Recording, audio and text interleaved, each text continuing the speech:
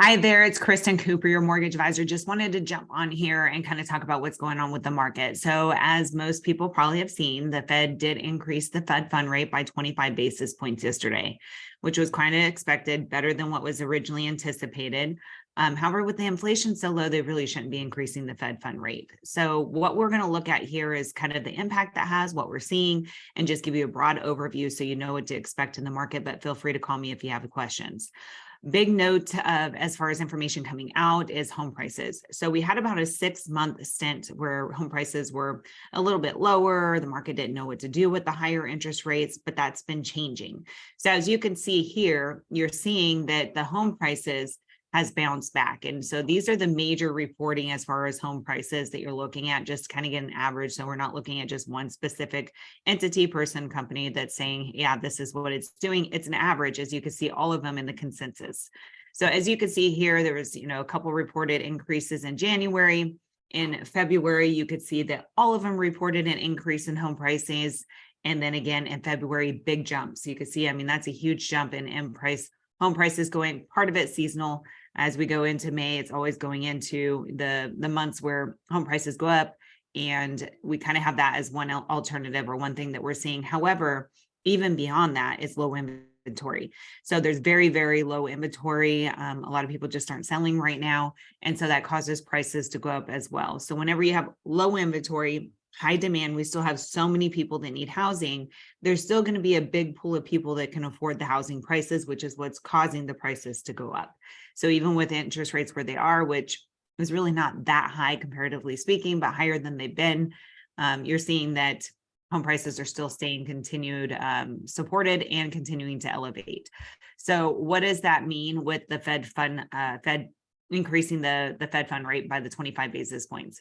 So there's a couple different things that you got to keep in mind when that happens. So with the Fed increasing the Fed fund rate, we wish that they would have paused, but only at 25 basis points. That means that they have faith that yes, inflation is under control. And really, if you look at the inflation number, it's really low now compared to where it was. Not only that, but if you looked at the inflation and you stripped out housing and all this stuff that really should be, inflation is even lower than what's reporting. So what does that mean? Well, mortgage interest rates are directly impacted to inflation. So when inflation comes down, mortgage interest rates come down with it.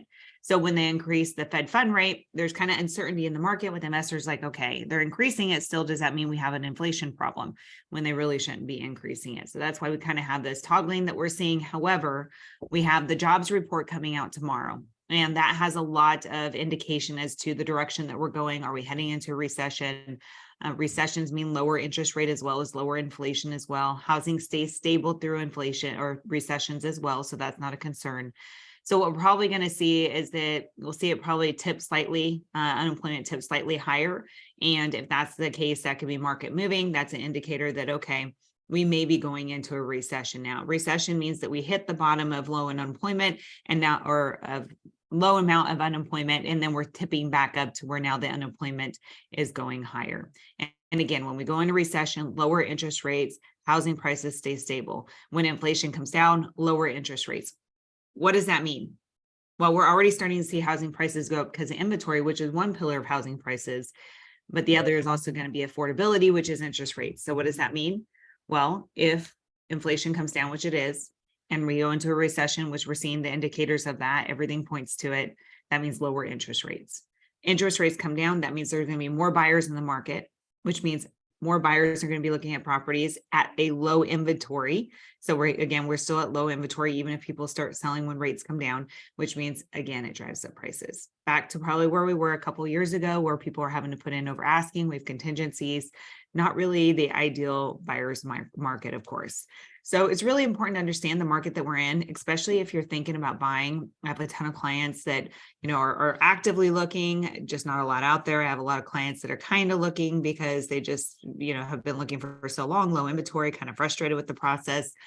But you got to make decisions from an educated standpoint. And so my job is to make sure that you have that education, that you understand where we're going, because keep in mind, if this is a long-term investment for you and you're purchasing a home to live in, and you're currently paying rent that you're wasting that has no benefit to what you're purchasing, well, it's okay to buy when interest rates are even where they are right now before the home prices go higher.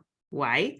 because if you buy today at a lower price, in the future, you can refinance into a lower rate. And you still need to be able to afford the home. There's a lot of people out there saying, buy now, refinance later, a total advocate of that.